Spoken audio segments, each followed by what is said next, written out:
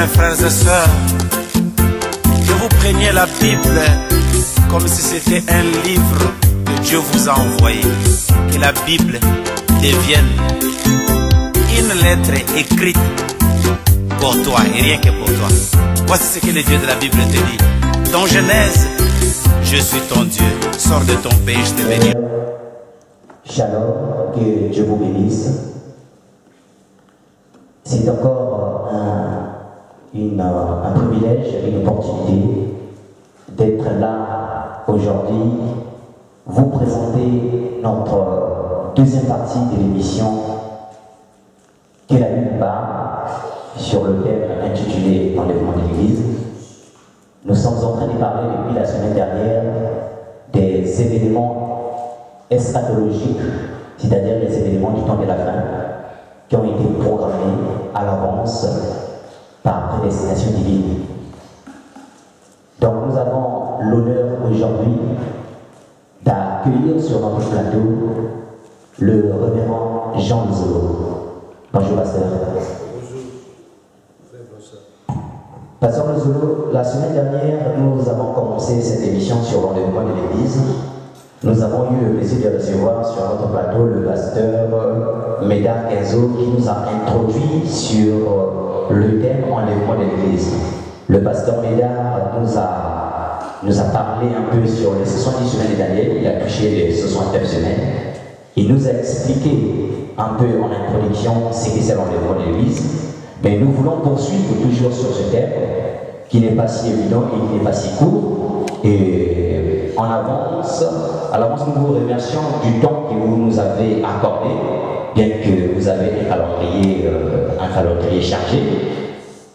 Et aujourd'hui, nous voulons en fait parler de deux sujets. Donc, le premier sujet concerne les événements ou les signes qui précèdent l'enlèvement de l'Église.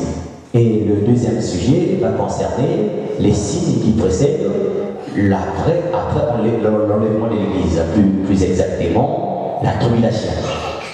Parce que la Bible nous dit, un jour dans le livre de Matthieu 24, les apôtres étaient intéressés de comprendre les signes de la fin des temps. Ils ont posé la question au Seigneur Jésus en leur disant quels seront les signes. Et le Seigneur, en leur répondant, va leur dire qu'il viendra des signes, il viendra des guerres, des famines, des tremblements de terre. Il viendra aussi des faux prophètes et des faux docteurs qui viendront au nom du Seigneur. Est-ce que, pasteur Lozolo, de manière explicite, vous pouvez nous expliquer un peu, nous donner un peu les signes véritablement du vrai enlèvement, les signes qui montrent réellement que l'Église est proche de l'enlèvement? Merci, mon frère Blanchard. Que Dieu vous bénisse, vous ainsi que toute l'équipe avec qui vous travaillez. Amen. Que cette émission aille loin et que Dieu fasse grâce pour que demain, cette émission puisse atteindre, comme le dit lui-même le Seigneur dans sa parole, toutes les extrémités de la terre. Amen. Parce que c'est aussi une sorte d'évangélisation. Merci pour la question. Depuis d'abord, je ne pourrais pas directement commencer à vous répondre concernant les signes. Parce qu'on doit d'abord essayer de faire comprendre au peuple de Dieu quelque chose. Vous savez, avoir les signes, c'est bien. Avoir les signes, mais ce qui est important dans la vie d'un homme ou des enfants de Dieu, c'est vouloir comprendre et connaître ces signes. Parce que les signes peuvent être là. Il y a des gens, avant de la pluie, comme l'avait dit même Jésus aux disciples, dans Matthieu 7, c'est-à-dire qu'il va pleuvoir. Mais il y a des gens qui sortent comme ça, qui ne comprennent pas qu'il va pleuvoir. Et en cours de route, comme vous ne connaissez pas, il n'a pas bien compris le signe. Dès que le signe était là, il sort sans imperméable, sans parapluie, il se mouille et puis il commence peut-être à critiquer Dieu ou autre chose, je ne sais pas où il est temps. Moi je pense que l'arme la plus redoutable que Satan utilise pour anéantir le peuple de Dieu, c'est l'ignorance. L'ignorance de la parole. Parce que celui qui est ignorant, celui qui ne connaît pas, est capable d'agir d'une manière, je ne sais pas comment, même à l'encontre de la loi, parce qu'il est ignorant. Alors Dieu, Satan plutôt, il fait en sorte que les enfants de Dieu soient ignorants, qu'ils connaissent rien, qu'ils ne comprennent rien, pour qu'ils aillent comme ça jusqu'à leur ruine ou jusqu'à leur destruction. Et Jésus l'a dit même, c'est pas si, on peut lire rapidement, parce qu'ici c'est que la Bible parle. C'est-à-dire qu'il faut utiliser la Bible. C'est-à-dire qu'il y a une question biblique, il faut aussi une réponse biblique. Amen.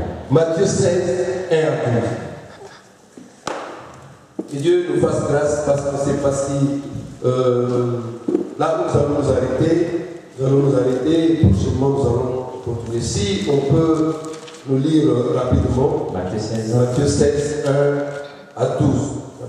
Je lis la parole de Dieu dans le livre de Matthieu 16, à partir du verset 1 jusqu'au verset 12.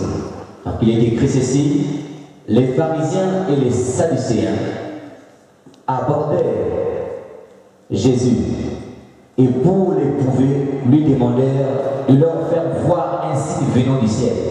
Jésus leur répondit: le soir vous dites, il fera beau, car le ciel est rouge.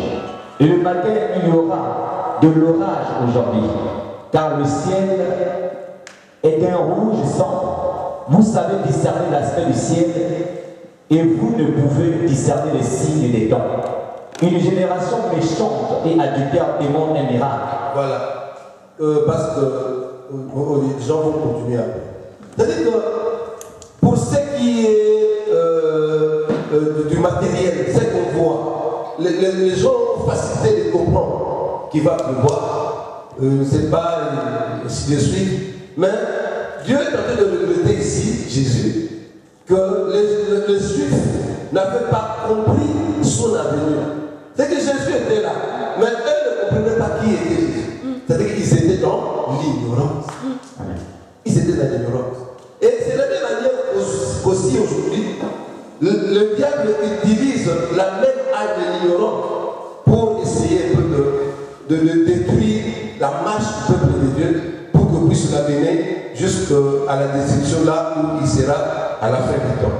Et je voudrais encore ajouter ici, la Bible nous dit: soyez transformés par le renouvellement de l'intelligence. Là, c'est dans Romains chapitre 12, verset 2. C'est que la transformation de l'intelligence de l'homme est importante. Parce que ici, si l'intelligence ne peut pas transformer par la parole de Dieu, parce qu'ici, il est question de la parole de Dieu. Si l'intelligence ne peut pas transformer, mon frère, mon cher, je te dis que l'homme n'aura pas l'occasion, même à un seul instant, de plaire au Seigneur. C'est pourquoi je demande à mes bien-aimés qui sont en train de nous suivre maintenant, soyez le renouvelés par le transformer plutôt par le renouvellement de l'intelligence. Que l'intelligence soit renouvelée et que vous puissiez comprendre, demander au Seigneur qui nous aide à bien comprendre ou assimiler les signes qui vont être annoncés tout de suite. Et le pasteur Regarde l'avait dit aussi la semaine passée, tout ce qui est écrit dans la Bible, moi je les appelle, ce sont des prophéties. Dans 2 Pierre chapitre 1, 19 à 20, c'est écrit que la parole de Dieu est une langue. La parole prophétique est une langue. Parce que si la parole prophétique est là, moi je pense que celui qui est renouvelé par l'intelligence comprendra la parole prophétique. Et il saura où mettre le pied. Il saura où mettre le pied. Parce qu'on ne va pas marcher va-et-vient. On ne va pas marcher comme si on était dans une forêt pour trébucher, dans un trou, quoi que ce soit. Mais on saura où mettre le pas. Pourquoi? Parce que la route est éclairée. Alors la prophétie, c'est le l'éclairage. Et la prophétie, c'est la langue qui fera en sorte que nous, devant les événements, devant les situations, nous comprenons directement que nous sommes en tel temps, en telle époque ou en telle période. C'est pourquoi, comme la lampe est là, nous savons du moins que nous sommes au temps de la fin. Parce que la lampe est là, la parole dit, et ça démontre clairement que nous sommes au temps de la fin. C'est pourquoi je me réjouis, parce que le Seigneur n'a jamais abandonné son peuple. Même si nous sommes dans une période sombre là, au milieu de la nuit, comme le dit Matthieu 25, mais la lumière est là. Le Saint-Esprit est là pour éclairer le peuple qui veut comprendre. Pasteur, sans pourtant vous coupez la parole, vous dites que nous sommes réellement au temps de la fin. Mais est-ce que vous pouvez nous éclaircir? Qu'est-ce qui nous prouve réellement que nous sommes au temps de la fin? Parce qu'il y a des gens aujourd'hui qui peuvent nous dire que non, la fin du monde c'est dans 2000 ans, c'est dans 10 000 ans. Mais l'église que nous sommes aujourd'hui, nous croyons au message que la fin est proche. Mais c'est quoi réellement? Qu'est-ce que le peuple de Dieu peut saisir pour comprendre que réellement nous sommes au temps de la fin? Merci pour la question. Ceux qui avaient suivi la première émission peuvent directement répondre à cette question. Et parce que nous savons qu'il y a des gens, peut-être qui n'avaient pas suivi, mais nous allons aborder ça rapidement en passant pour essayer de faire éclairer l'opinion. Nous sommes heureux, cette génération. Pourquoi? Parce que nous sommes la génération qui est en train de vivre l'accomplissement des prophéties. Nous sommes une génération qui voit, qui vit tout ce qui est en train de se passer maintenant vers le temps de la fin. Donc nous sommes une génération particulière. Alors, pour essayer de répondre à votre question, je dis ceci. Le pasteur Médard l'a dit, il y a un petit tableau qui est ici, mais que je ne pourrais pas vous expliquer en long et en large, mais je vais essayer de paraphraser certains textes. Il y a Daniel chapitre 2 et Daniel chapitre 7. Si nous relions les deux chapitres, ça nous démontre directement que nous sommes la génération qui vit au temps de la fin, ou qui vit le temps de la fin. Parce que dans Daniel chapitre 2 et 3, on nous dit ceci. On nous dit ceci. On ne va pas vraiment, ou peut-être on va essayer de lire rapidement pour éclairer un peu. Daniel chapitre 7, verset 2 à 7. 2 à 7. Parce que là, il s'agit de 70 semaines. 70 semaines. Et on nous dit là que depuis l'ordre de rétablissement de Jérusalem et du miracle, tout ça, c'est-à-dire que jusqu'à l'enchantement du roi, c'est au total 69 semaines. Amen. Et Daniel 2 et 7 nous démontre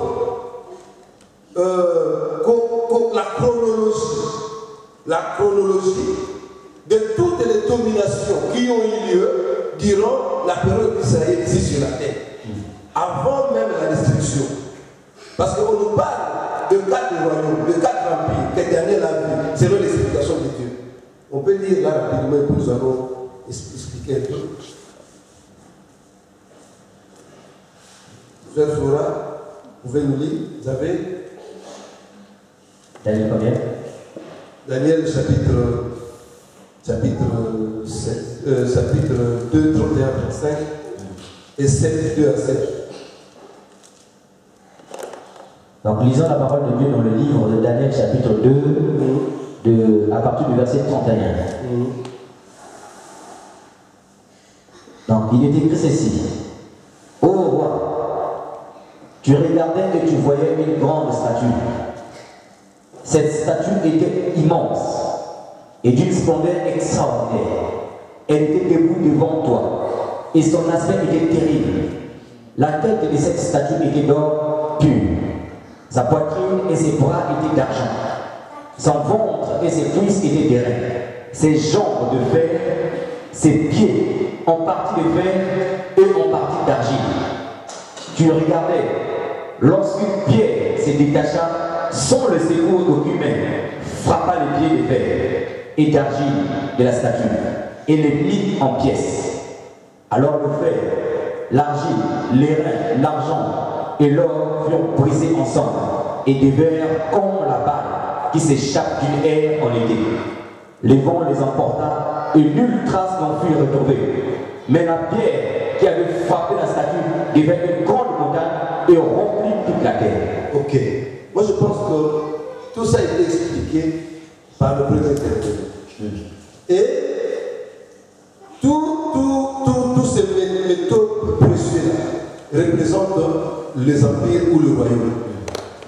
Le premier royaume, c'est le royaume, l'empire babylonien, qui avait emporté, qui avait pris Israël, qui l'a mené à l'importation à Babylone, représenté par le lion. Ça c'est le premier royaume, ou la première empire. Le deuxième, c'est Médo-Perse, représenté non là c'est représenté par l'or, et ici représenté par l'argent. Le deuxième empire. Le troisième empire, c'est l'empire grec, qui était représenté par le bronze. Et le dernier, c'est la Rome, l'empire romain, qui était représenté par le fer et l'argile. Et ensuite, on dit qu'il y aura la pierre qui viendra et qui va descendre et briser la statue sans l'intervention de qui l'homme, mais ça c'est Jésus-Christ de Nazareth. Et si nous voyons, conformément à ce verset que nous avons, jusqu'au retranchement du roi, mais Israël était assujetti à quel royaume ou à quel empire? C'était l'empire romain. C'était l'empire romain jusqu'au retranchement du roi. C'était l'empire romain. Et nous, depuis que l'empire romain, depuis que Israël n'est plus une nation, jusque-là, il n'y a plus autre chose qui est en train de remplacer l'empire romain. Parce que la Bible nous dit qu'après l'empire romain, il n'y aura plus rien. Peut-être après l'avènement de l'Église, on va parler de la bête et de l'Antichrist. Mais il n'y aura plus un autre empire qui viendra remplacer l'empire romain. Là, on s'attend seulement à la destruction du statut par la pierre. Moi, la pierre, nous savons que c'est Jésus-Christ de Nazareth. Donc, jusque-là, nous sommes cette période-là qui est entre l'empire romain et la pierre qui va descendre et détruire la bête sans l'intervention de qui d'autre. Mais, voilà. Nous sommes cette génération-là qui est au milieu. Qui est au milieu. Donc nous sommes au temps de la fin. Nous sommes au temps de la fin. Et alors, nous pouvons encore dire autre chose. Daniel chapitre 9, 22 à 27. Lisons la Bible. Daniel, nous lisons la parole de Dieu dans le livre de Daniel au chapitre 9, à partir du verset 10. À partir du verset 1, il est écrit ceci. Il m'instruisit et s'entretint avec moi. Il me dit, Daniel, je suis venu maintenant ouvrir ton intelligence. Là, c'est l'ange. Lorsque tu as commencé à prier, la parole est sortie. Et je viens pour te l'annoncer, car tu es un bien-aimé. Sois attentif à la parole et comprends la vision. Ce soir, 10 semaines ont été fixées sur ton peuple et sur ta ville sainte, pour faire cesser les transgressions et mettre fin au péché, pour expier l'iniquité et amener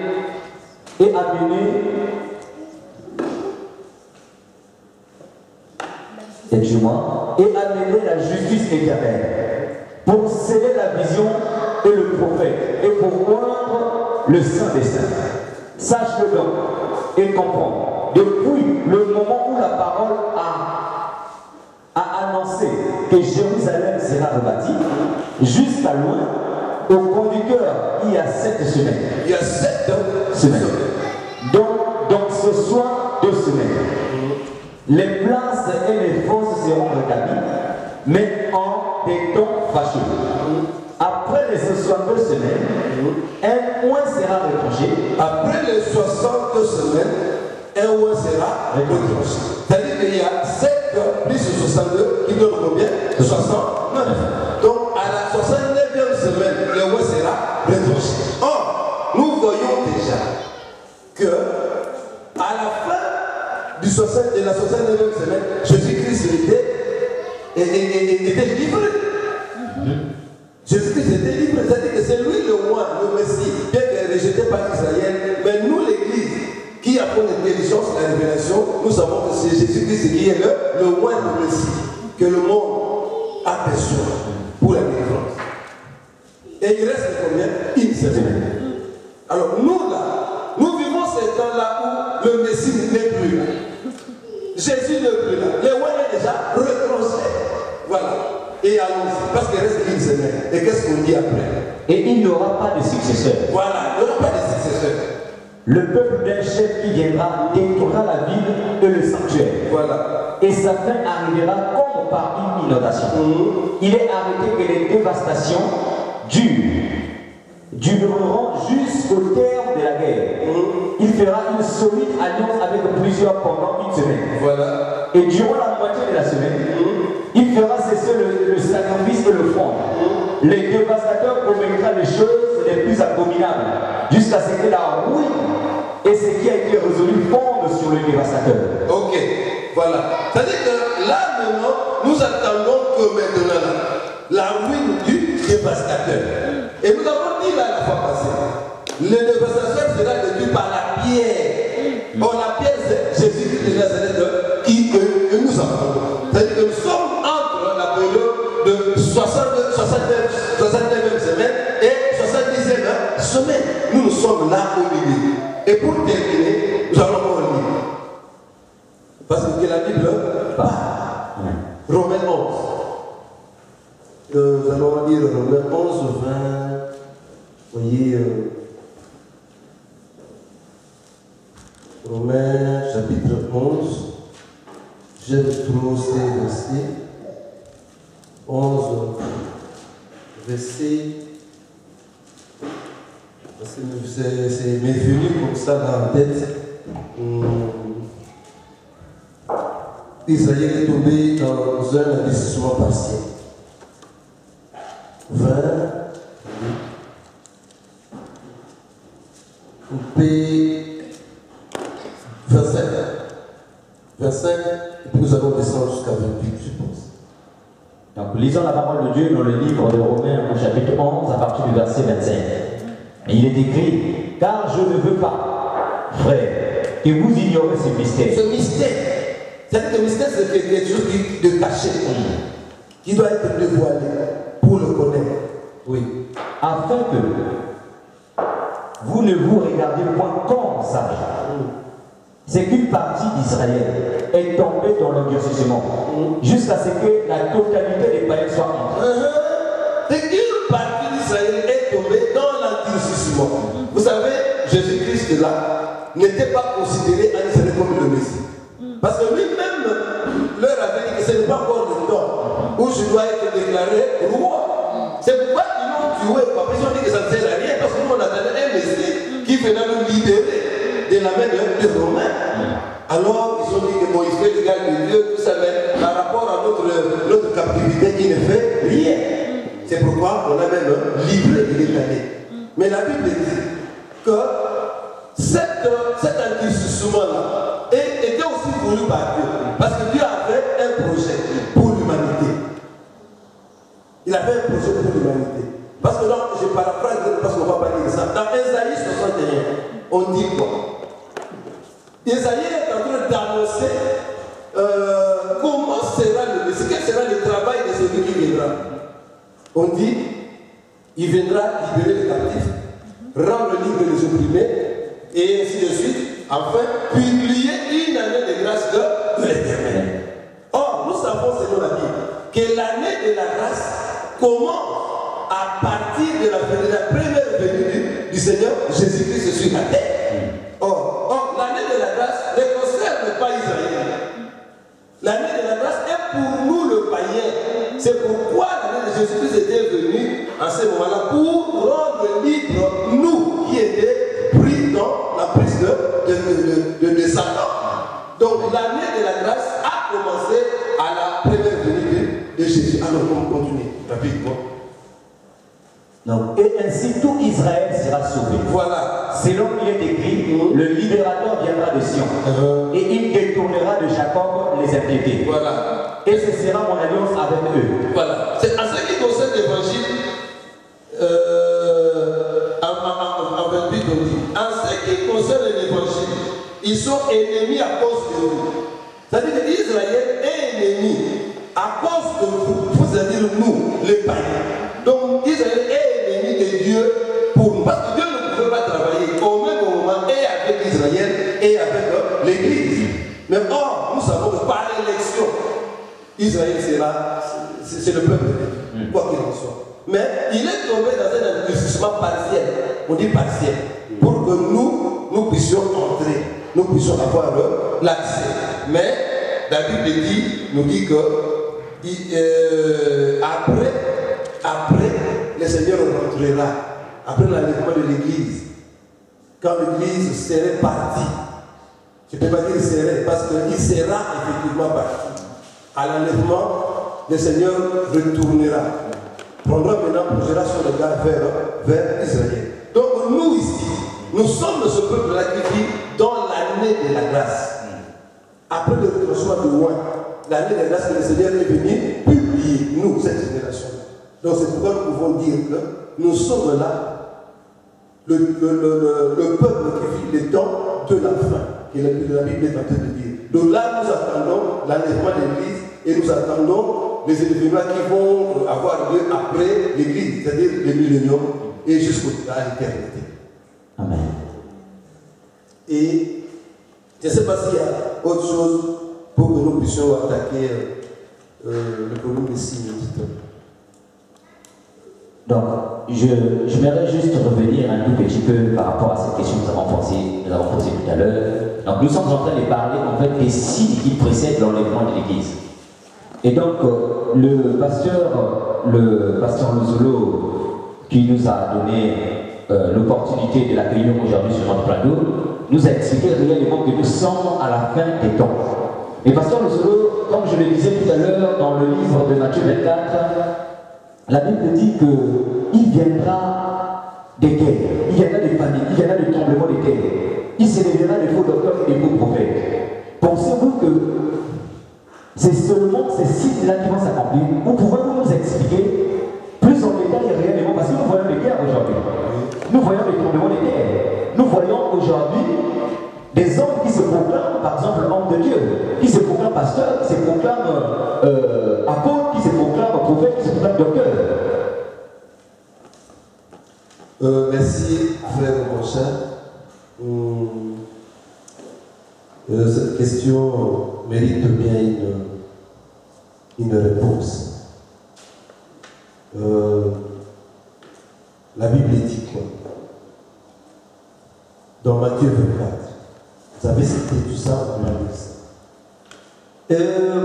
Ça a un caractère important. Parce que là, dans Matthieu 24, il y a beaucoup d'éléments qui indiquent la fin du temps. Un caractère spirituel, caractère économique, caractère, je ne sais pas, socio-culturel, un caractère philosophique, tout ça, il y a beaucoup. Mais moi, j'aimerais qu'on puisse essayer un peu de scinder des choses. Qu'on ne prenne pas ça à voler parce qu'on risque de ne pas comprendre.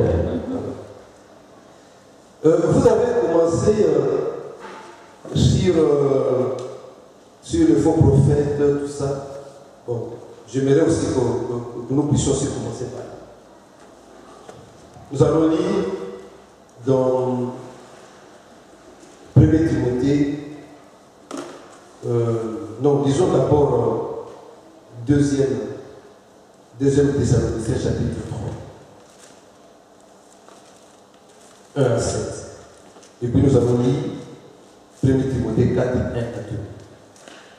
2. Ça c'est pour essayer un peu de... Le grand verset c'est le Matthieu 24. Mais nous sommes en train maintenant de donner des sous-explications. Donc on a dit deuxième Thessaloniciens, chapitre 2, au verset 1 à 7. Donc nous lisons la parole de Dieu dans le second livre de Thessaloniciens à partir du verset 1 jusqu'au verset 4.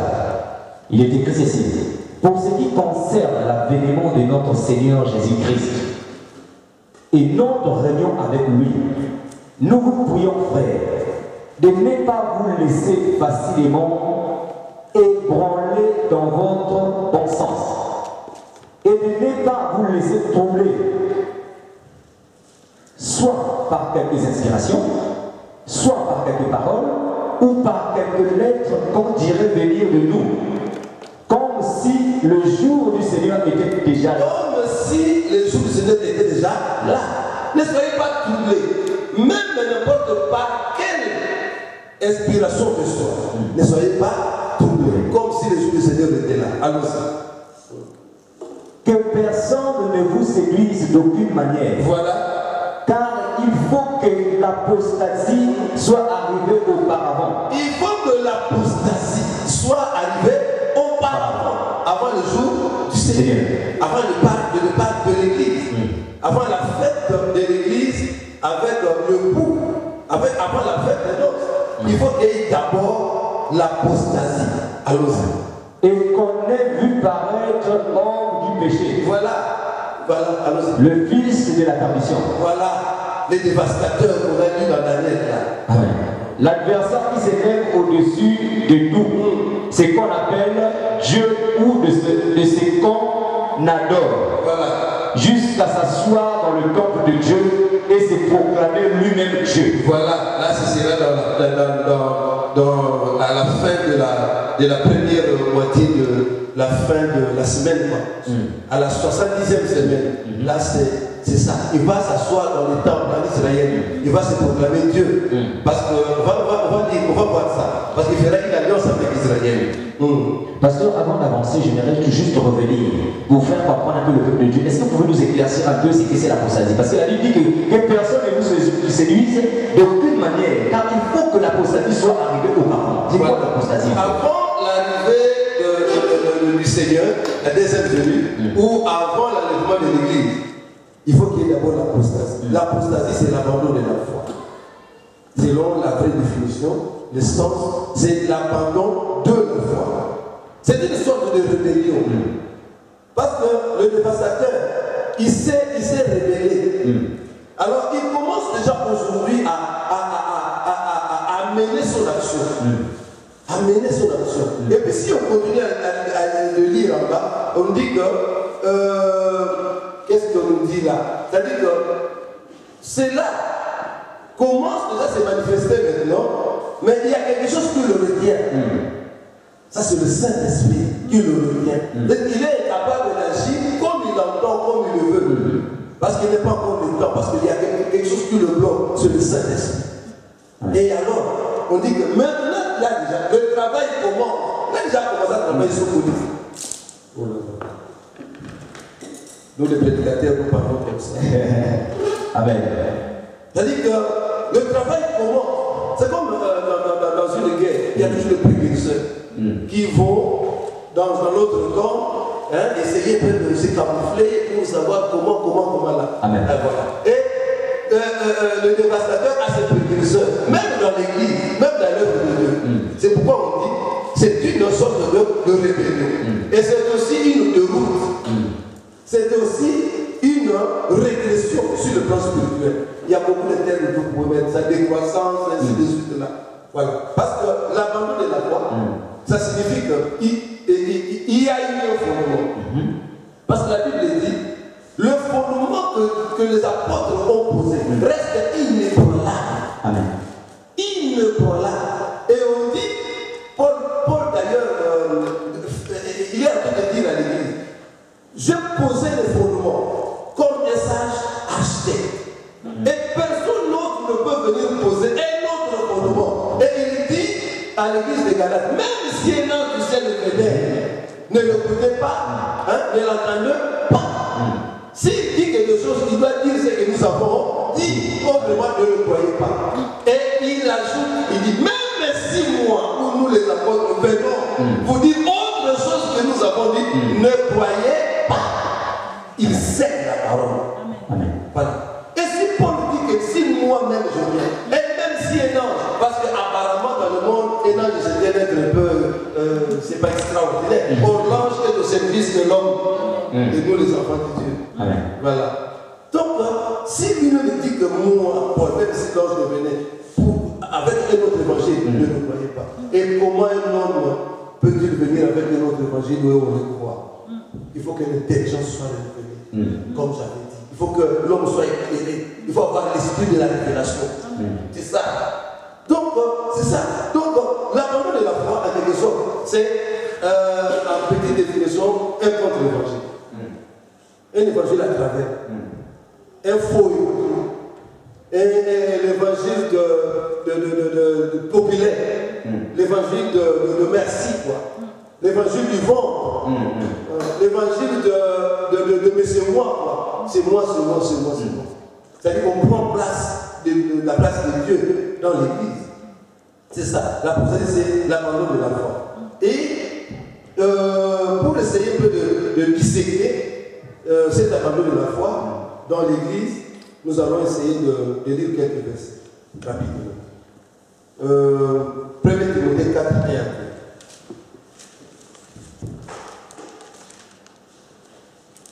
Nous lisons la parole de Dieu dans le livre de Timothée au chapitre 1, à partir du verset 1, 4, 1 à 2.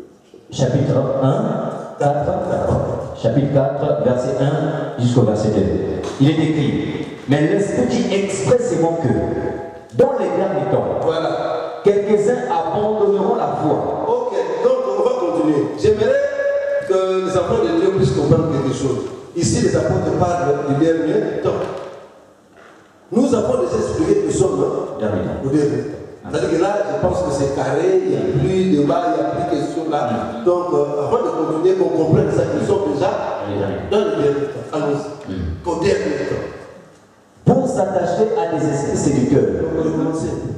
Mais l'Esprit dit expressément que, dans les derniers temps, quelques-uns abandonneront la foi pour s'attacher à des esprits séducteurs et à des doctrines des démons. Voilà. Par l'hypocrisie de faux docteurs, portant la marque de la flétrissure dans leur propre conscience, prescrivant le fait pas se marier. Bon, là, c'est un à deux seulement. Cependant, ça c'est sévère. L'Esprit déclare clairement que dans les derniers temps, plusieurs se détourneront de la foi. Se détourner de la foi. Pourquoi? Parce qu'ils s'attacheront à des esprits trompeurs. Là, on dit impur. Mais dans cette version, on dit trompeur. C'est-à-dire à des certaines tromperies. Et on dit encore, et à des enseignements inspirés par des démons. Voilà. Mais c'est drôle. Parce que qui vont se détourner? C'est-à-dire que ceux qui prêchaient d'abord la bonne parole, ceux qui prêchaient le vrai évangile. Et si on se détourne, hein, la Bible est claire, on se détourne. C'est-à-dire qu'il y avait autre chose avant. Maintenant, on s'est dit, non, je fais autre chose avant. J'avais jamais dans une autre direction. Ils se détournent. Ça, c'est dans l'église. Et ils seront séduits par l'hypocrisie des prédicateurs des mensonges, dont la conscience est comme marquée au fer rouge. Voilà. La conscience est perdue.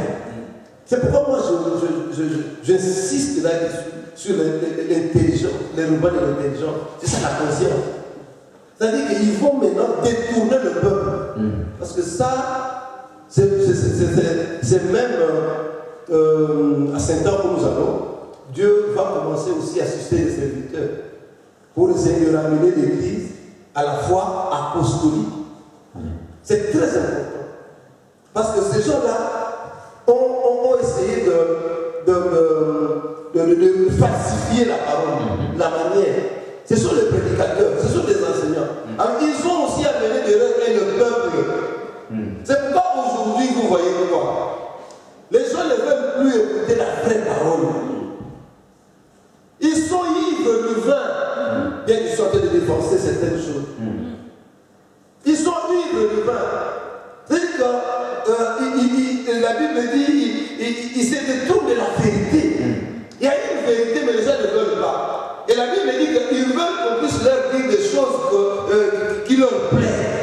Moi, je ne sais pas, est-ce que la parole est comme ça? Bien aimé, si c'était pour des choses qui pouvaient nous plaire, rester à la maison.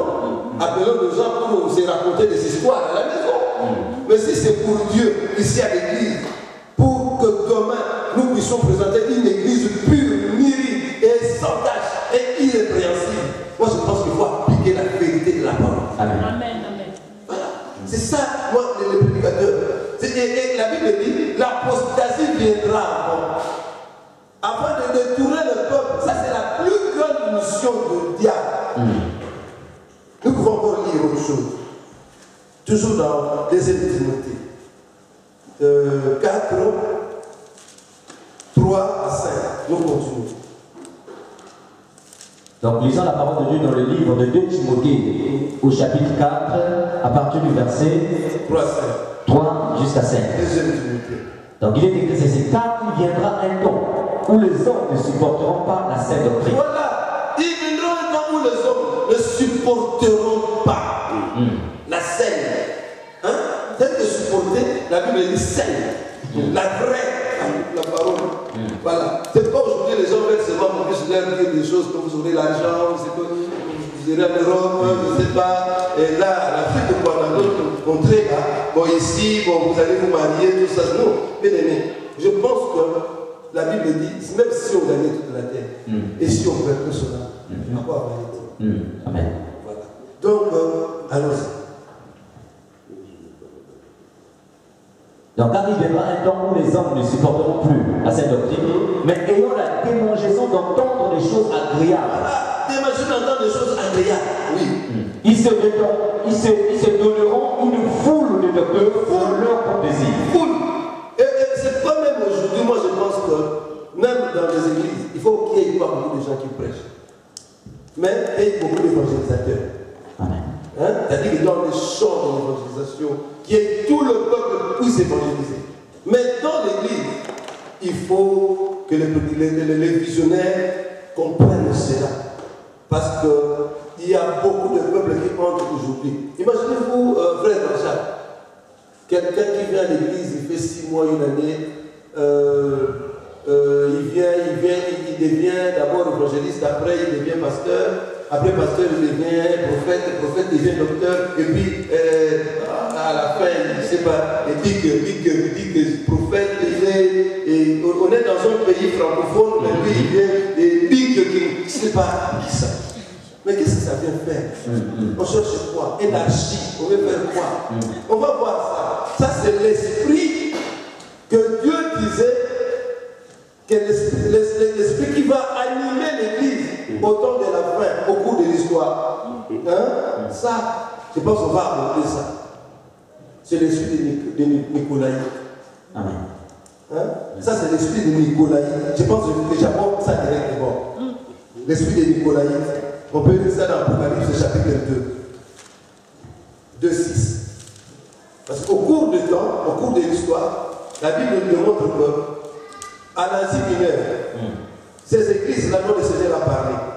Mais ce phénomène va se marquer au long de l'histoire de l'Église sur la terre. L'esprit de Nicolaï. Allons-y, Apocalypse 2:6. Donc, nous lisons la parole de Dieu dans le livre d'Apocalypse au chapitre 2, à partir du verset 6.